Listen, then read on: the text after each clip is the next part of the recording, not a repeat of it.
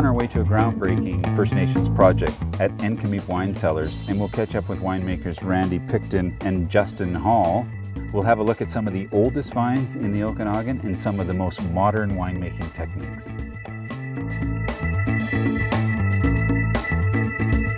So Randy, Mareem is the top of the line here at Nk'Mip. Can you tell us a little bit about this wine and how it came about? Yeah, well, Mareem in the Okanagan language means marriage.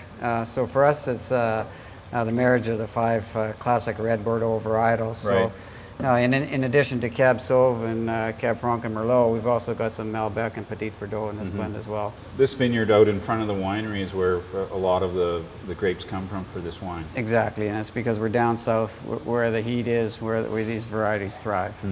You guys talk a lot about structure when you talk about your blend. It's not so much a mix of flavors, but maybe a mix of structures. To me, you know, there's nothing more than a letdown than smelling a wine and loving it, and then you get it in your palate, and it's a bit of a letdown on the palate. For me, that's something I don't want to look for. So nose is important, but the bouquet is maybe not as important as the palate to myself.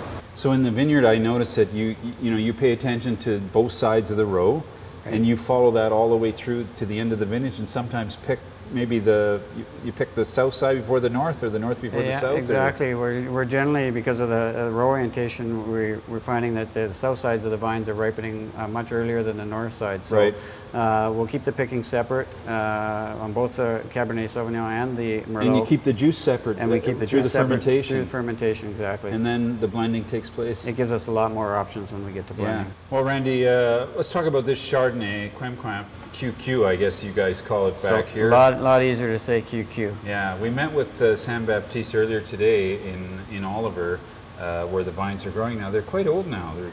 They're 20, 25 years? Yeah, they were planted around 1990, so they're pushing 25 years now. So nice block in the vineyard, as you saw if you were there with Sam, and you know, you kick down through 1.5 feet of sandy loam topsoil, you're into a bed of gravel, and minerality really helps translate into minerality, the electricity in the wine. Exactly, maybe. Yeah. It's a nice backbone there for the wine. So you make a couple of Chardonnays, so how do you sort this out? Is it a vineyard selection or a barrel selection? Or No, it's primarily a vineyard selection. So we know going into the vineyard, you know, where our best block of grapes are coming from.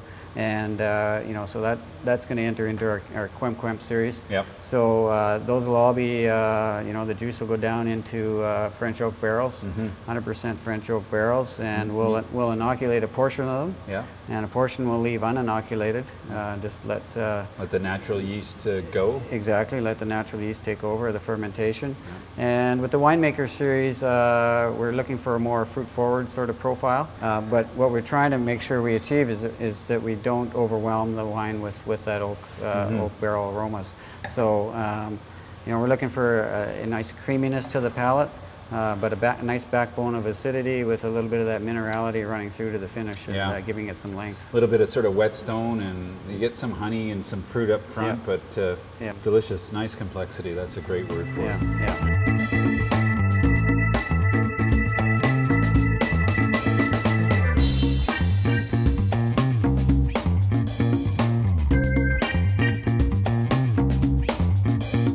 Come and visit the wineries and stay for a couple of days or maybe even a week and really experience all that the Thompson Okanagan region has to offer.